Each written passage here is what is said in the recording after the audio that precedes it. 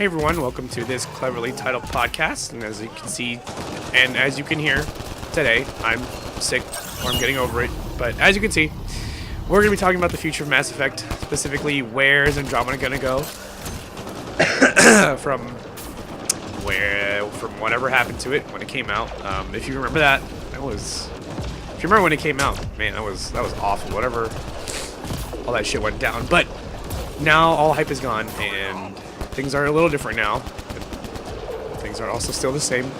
So we're going to talk about the future of Mass Effect, and talking about Andromeda, you can't really talk about it without addressing the issues first. But I don't want to spend too much time on them, but like I said, we have to address them. So some of the issues that were big when Andromeda came out and are still kind of persistent right now were the glitches, right? So the glitches in the game some of them weren't too game-breaking, some of them were game-breaking, but the game has since been updated. I'm playing this almost 2 years later. God, that's crazy. Yeah, almost 2 years later. Some of the stuff has been patched out, but I still played through the story, and it took me 28 hours, and through the 28 hours, there was still a good handful of glitches, but nothing was game-breaking, so that's good. And, talking about the future of a game, in the next installment, things can be ironed out, and glitches can be ironed out, through patches and updates, so I'm not going to judge too hard on glitches, per se. Another really big thing that was one of the problems when this game came out was the facial animations, and, again, that's not a thing I can't really judge too hard on, because the next game, if it ever comes out at all, would, hopefully address that and fix the facial animation. So, I want to say like 75%, maybe 80% of the time, the facial animations looked really bad. But there was a good handful of times, 20% of the time or so, that it looked really good. And I can see what they were trying to do with it. I think they were trying to just make it look like they were enunciating or pronouncing whatever their words better than they were, but in doing so they like over exaggerated their faces, and the animations looked really bad, just too much. If you've ever seen those LA Noire mods videos where they excuse me, the way they turn up the facial animations to the extreme, and all the faces are really funny, that's kind of what it looks like sometimes in here. Specifically the humanoid and the humans themselves. So the humans and the Asari and even the Ket, when they talk, they look really ugly. They just look really bad. And even the Turians, like when the Turians talk, it just looks wrong. I don't know why. Which is weird because in Inquisition and Dragon Age Inquisition, the facial animations looked fine. In the first 3 games, the facial animations looked perfectly fine to me. And that brings me to the next point of the original trilogy. And I don't want to compare too much, but I'm gonna have to make comparisons to the first 3 games in Andromeda. I think one of the big things between Andromeda and the original trilogy was that the original trilogy had this sort of, this might be my opinion, but certainly the first Mass Effect had film grain on, right? You could turn the film grain on or off. 2 and 3, I'm not sure if it really had anything so extreme. But they had that because the technology was not as good as it is now, obviously, so they had to do it to hide textures that didn't look good or stuff from really far away and stuff like that. And in doing so, they created this sort of style to the original trilogy. It was like I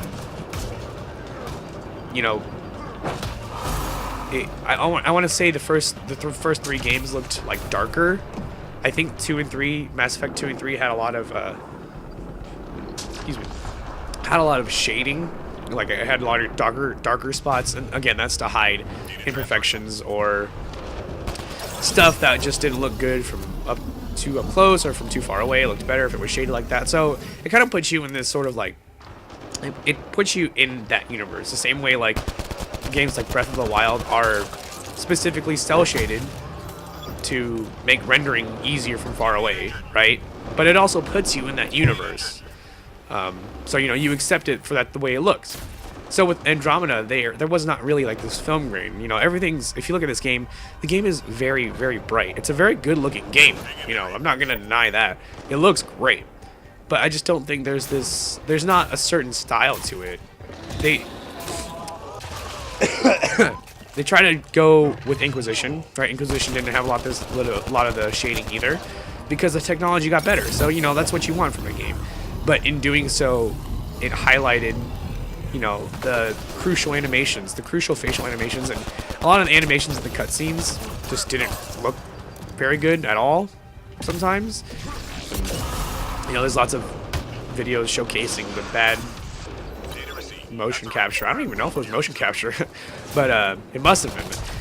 The facial animations got blown out, and the cutscenes, you know, took a hit because there's no longer this film grain or this sort of film grain to hide behind. There's no more shading. There's nothing like that. Nothing like that. The game is very bright. It's a very good looking game, but in doing so, it took away this sort of what would you call it? It took away sort of or I guess it added, I suppose. It added this realistic look, right? And side note on that, the Krogan's eyes look really scary in this game. I mean, because I was just so used to the original trilogy, but like, they look like dead fish eyes. I just thought that was like funny. But yeah, so moving on to the next point between the original trilogy and this game, I want to say the antagonist, I guess the bad guys, because so in the first game, first Mass Effect, you had Saren, right, who was this bad guy or good guy turned bad because there's these giant evil alien robots gonna kill us all. So, and then in this game you have the Ket and the Archon and like this really weird story of the Angara resistance and they don't like aliens and stuff like that. Okay, all right. So this game tried to focus a lot on the Archon and the Ket and exaltation or whatever, but like, why? You know, the problem with Andromeda, with Andromeda's bad guy at least, is the fact that no one cares. Like, I don't care about the Ket. I don't care about the Archon. Like, they're just bad for being bad, and that the worst kind of villain is a non-sympathetic villain, right? You don't sympathize with the Ket. You can't see where they're coming from. You sympathize with the Angara who got like exalted or whatever and got turned into whatever stuff, right? That's bad. But the bad guy's motive, the guy who's in charge of doing that, it's dumb. Like, why? Who cares? Dude, doesn't. He's not something that you can't see where he's coming from at all. Like, at least with Saren and the Reapers, even the Reapers, you can see, like, okay, synthetics and organics, you know, they're gonna be at war and conflict forever. How do you avoid that conflict? And that's a pretty big question. You know, that was a problem with the Geth, too, in the first trilogy. So, that sort of difference between, you know, this a bad guy. A bad guy who's bad for the sake of being bad is not a bad guy at all. I just said bad like 5 times in a row, but still. It sucks. The villain sucks. The Archon, the Ket, whatever. Who cares about him? Like, who cares? And that, you know, brings me to the next point. You know, the Archon, the Ket, it makes the story confused, right? And I think that's why Andromeda didn't do so well. Because, you know, if you go to a new galaxy, what do you think your first priority should be? Should be to settle the worlds, right? And save all the arcs. Except a lot of the priority missions were hunt the Archon and, like, stop the Ket. Like, but why? I don't care about them. They're just a nuisance, honestly. And one of the biggest pet peeves I had, which is kind of nitpicky, but I don't know. I mean, maybe you can see where I'm coming from. One of the pet peeves I had was Korra's loyalty mission was to find the Asari Ark. A loyalty mission is not a priority mission, which means that finding the Asari Ark was not priority. That seems really stupid to me. That probably is the dumbest thing about this game. Okay, not the dumbest thing, but one of the dumbest things about this game is what it prioritizes as story or not story. You know, how could finding the Asari Ark not be a priority mission? And like, that sounds nitpicky, but like, in the context of an RPG, it needs to make sense in the player's head, and it doesn't make any sense. So, that's just one of a lot of things. The loyalty missions in general were ass.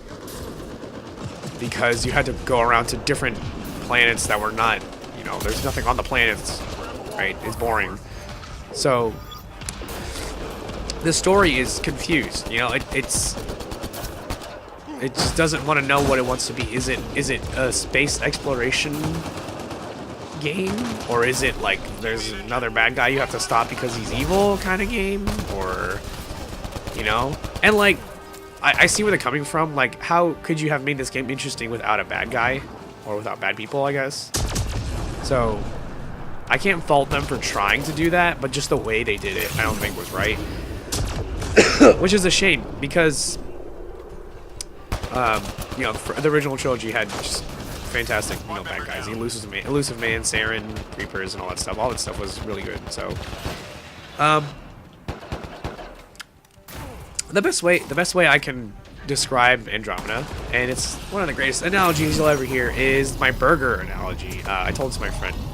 He probably doesn't like me for it, but I told him anyway. So, let's imagine that BioWare and the writers and developers, and whoever else worked on the gameplay and stuff, those are chefs, right? The original trilogy is a burger. It's a really good burger. It's a bacon cheeseburger. It's got fries, like soda. It's great. Bacon cheeseburger, you know, you can taste the meat, you can taste the bacon. It's all cooked perfectly well. Buns are kind of toasted.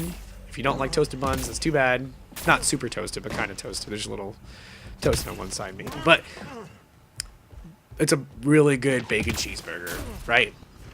You know, you can taste all ingredients perfectly right. You're happy paying what you paid for it. Andromeda is the same chefs. Maybe they got some new chefs. But Andromeda is like a pizza burger. Pizza burgers, okay. Pizza burgers are not bad. Okay. But a bad pizza burger just has too many ingredients, right? You can't taste the meat. There's the burger, there's mozzarella, there's marinara sauce, there's pepperonis in there. Who knows? There's just too many ingredients, so you can't taste the meat in it. So even the meat itself, they changed some of the way they make the meat, or they changed the ingredients or something. But see, this is not to say Andromeda is not as bad as I remember it being, and that's because, you know, like I said earlier, the hype is kind of over now. I mean, the hype ended when it came out. So, but Andromeda could have been great. You know, it could have been awesome. It could have been, and that's the funny thing, it could have been anything they wanted. It's a new fucking galaxy. Like, you could have written any story you could have imagined. And they wrote a bad guy, which is so weird. But, yeah, you know, Andromeda is just this thing that has too many things going on in it. You can't taste the meat. It's a pizza burger with chefs that were the same, but maybe they changed the chefs out. Maybe they changed the ingredients out. There's just too many things going on in this game that it doesn't know what it wants to be. It doesn't know if it wants to be a space exploration game. It doesn't want to know if it wants to be another Commander Shepard Stop the Bad Guy game. So it could have been a really good game, and there are certainly good aspects of this game. Like I said, it looks really good. Sound design is still pretty spot on. But the voice acting was pretty solid, I want to say. It tried to do a lot of things. It tried to be a lot like Inquisition, like I keep saying.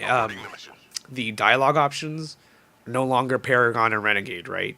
They're the casual, emotional, logical kind of responses, right? So, and that I kind of appreciated. I kind of like that, sure. But with Paragon and Renegade, it made it a lot easier to understand what was going on, like what you were about or what Shepard was about.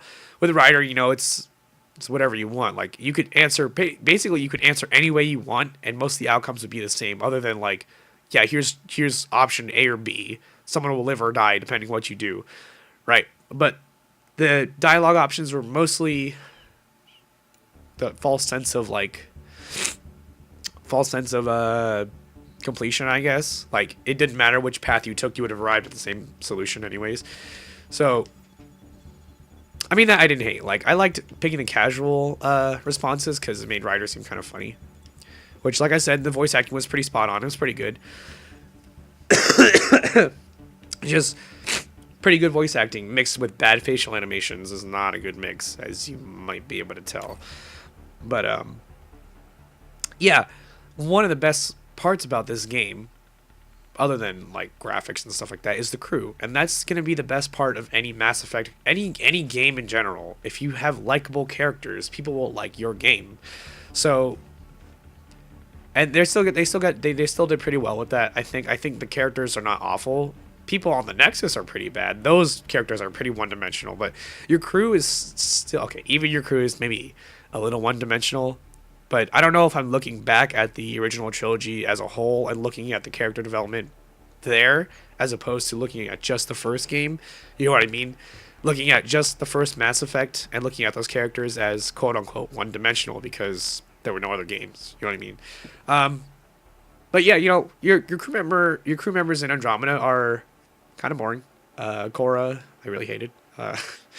But I mean, that's not to say everyone needs a tragic backstory, right? Like not everyone has to have their parents die and stuff like that, and I appreciate that. But I'm hoping that they can continue evolving the characters more, just like they did with the original trilogy. And maybe one problem, like I just said, is that people are coming off of the original trilogy or came off the original trilogy onto this game where they're used to having developed all of the characters in those games. So, you know what I mean? But yeah, and I think one of the best things absolutely was Jal. Jal, the Angara crew member you got. He's a lot like Javik in that, like, it's this literal alien who had no contact with your kind at all, who now has to be part of your crew and learn how to be part of your crew.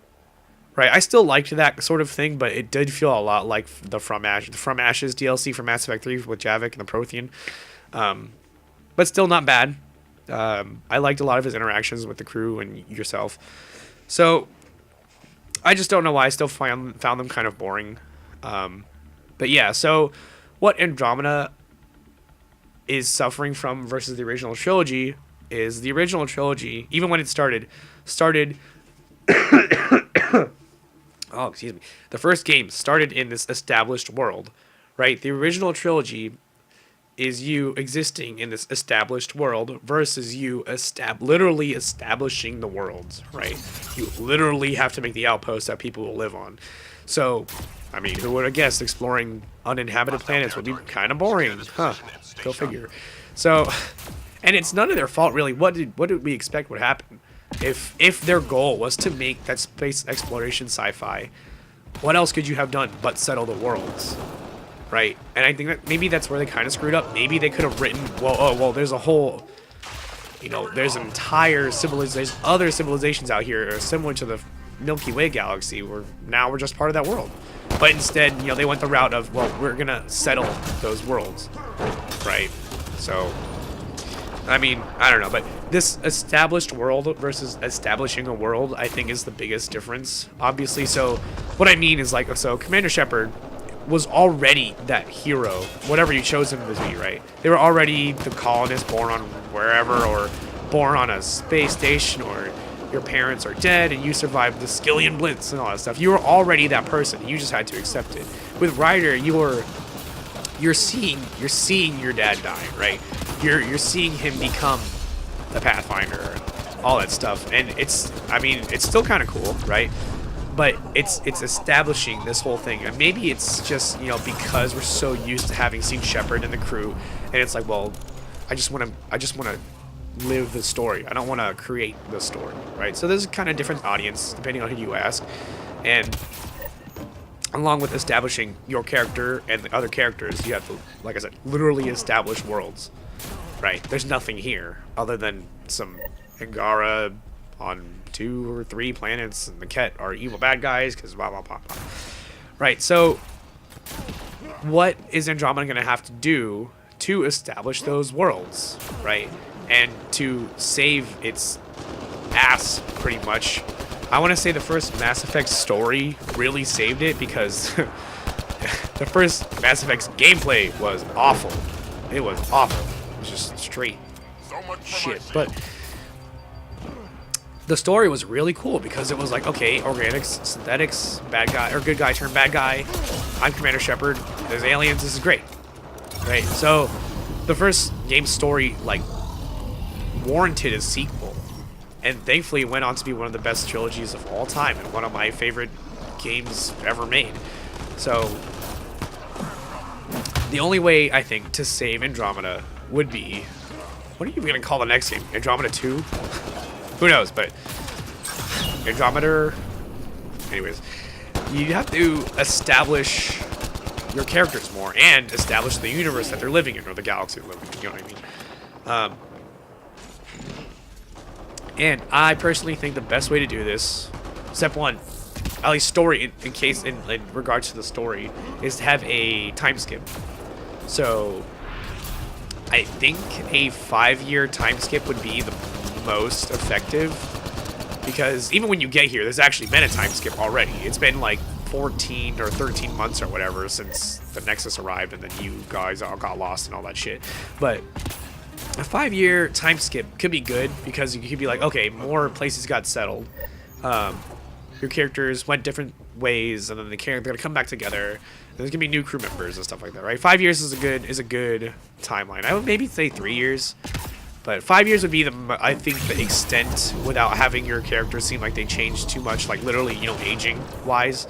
But yeah, I think 5 years would be a good time skip for them to do, and in that time skip, it would be up to the writers to, you know, tell the player like what happened in between those times.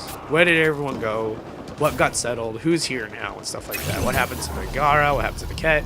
What's going on? You know, all that stuff. So, and that's just from a story perspective. I guess from a gameplay perspective, I really don't like this the way the gameplay works. This whole jumping and floating around. I don't think it really works for Mass Effect. Like, people thought in Mass Effect 3 when you could roll the combat roll, people were like, oh, Mass Effect sold out. We're never playing this game ever again. If you thought that was bad, Jesus, then you know that this floating and jumping around is not the moves. It is not what should have been done, but it is what happened. So I'm not sure if they can get rid of it.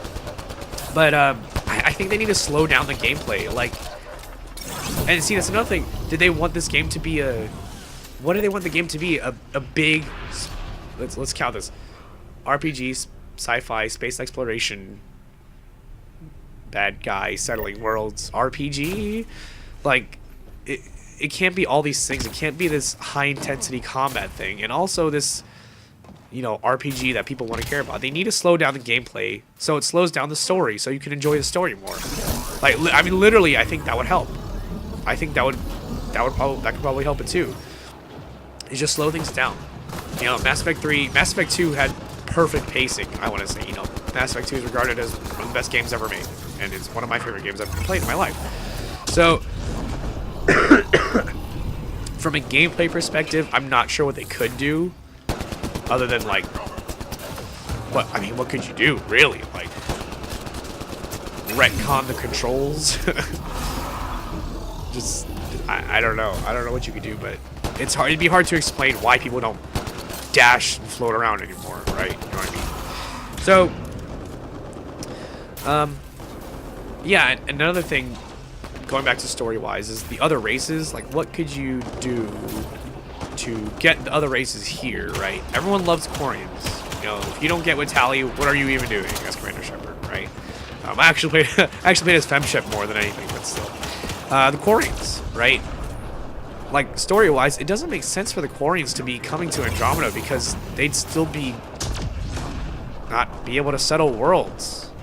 So, when this game first came out, I was gonna say they kind of wrote themselves into a corner with their story, but they didn't really. I think a good writer can fix it. A good writer can fix any story, right? They can fix themselves, no matter how much you have to write. They could eventually fix it. Like Itachi in Naruto, like, they fucking redeemed him. Goddamn, he used to be this. Oh, I killed my entire clan too. I killed them because they were gonna kill everyone else. Like, oh damn, they redeemed Itachi. Yeah, maybe they could get some other bad guys. The Ket are such boring bad guys. They're awful to fight. They have boring design. I'm gonna say even the Angara are kind of a boring design. They put them in this big plot twist of like, oh, the Angara were created, but like, yeah, but they're still kind of boring.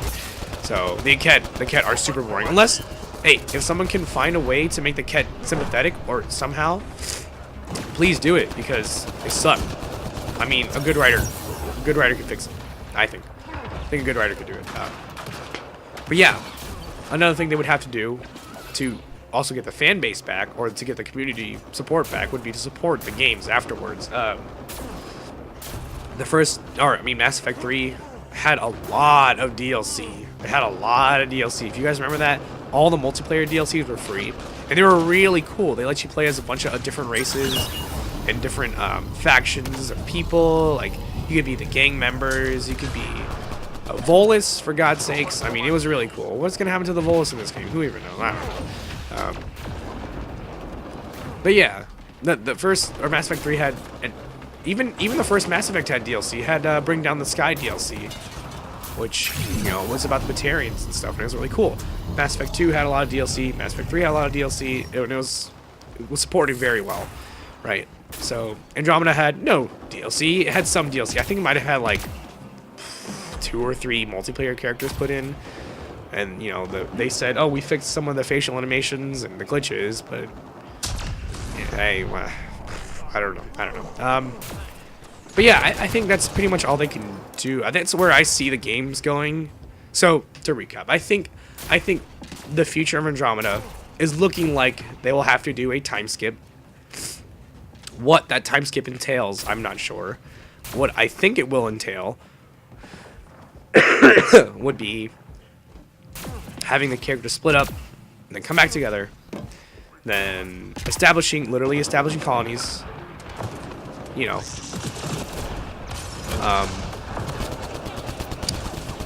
maybe change the controls, provide DLC, try to get the fan base back. I can't see any other way this game could go, other than, if not a time skip, you'd have to retcon the entire game. You'd have to go back and say, hey, none of that ever happened.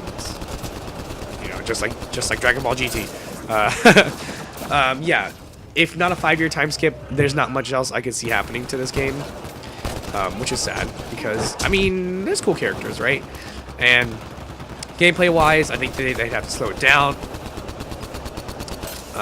Slow down the gameplay, slow down the story, everything would be fine. Pacing is a huge problem for this game.